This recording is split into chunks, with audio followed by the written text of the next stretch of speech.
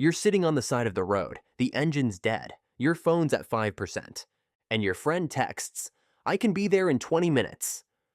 You stare at that message, your thumb hovers over the keyboard, and you type, "No, I'm good," calling AAA. Even though AAA is going to take 2 hours, even though you know they meant it, but something in you won't let you send anything else. That moment when help is offered and you'd rather sit alone in a broken car than accept it. If that's you, this video is for you. What you're experiencing has a name: hyper-independence.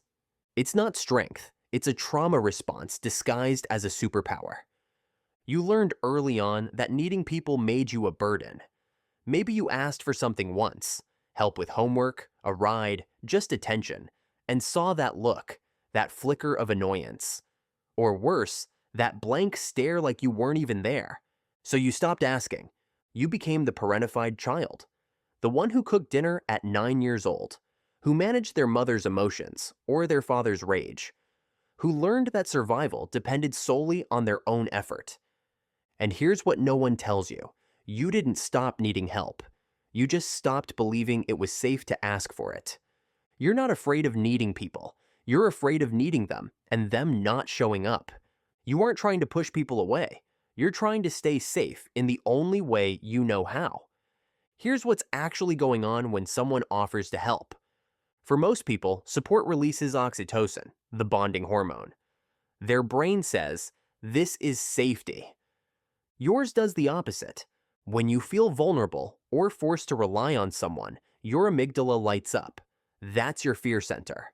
Your brain doesn't register support, it registers threat. But to you, accepting help means losing agency. And agency has been your primary survival tool since you were a kid. So losing it, that feels like danger. That's why it doesn't feel like help. It feels like danger. Instead of oxytocin, you get cortisol, a stress spike. Your nervous system floods. Your body is screaming, "Get out," even though all they did was offer to carry a bag. And here's the part that made everything click for me. Your brain has built an entire economic system around relationships. In healthy relationships, giving and receiving are supposed to be fluid. No scorekeeping. But you don't experience it that way. To you, every favor received is a debt. Every act of kindness is a bill that has to be paid immediately. You can't even enjoy the help. Someone does something nice and all you feel is pressure.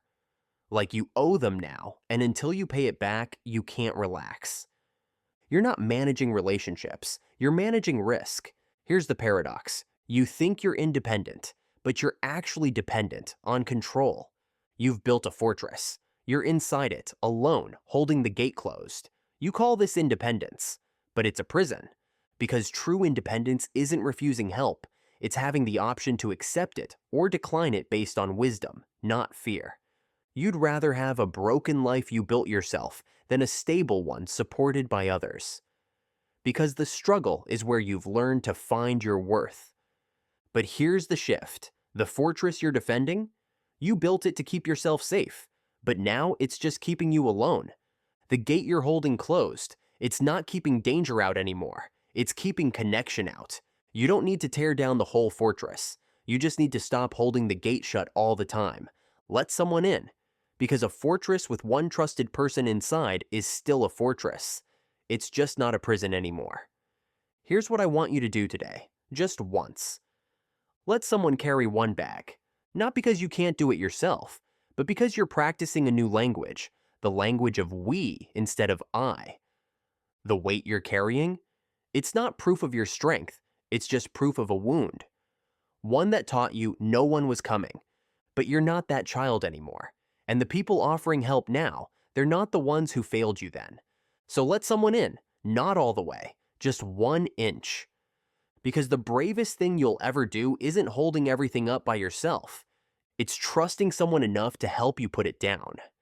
If this felt like it was describing you, you're in the right place. Asking for help isn't weakness. It's the first step towards not being so tired all the time. The greatest courage is not standing alone. It's learning to reach out. Thank you all for watching. If you enjoyed this video, click the video to the left. I'm sure you'll love it.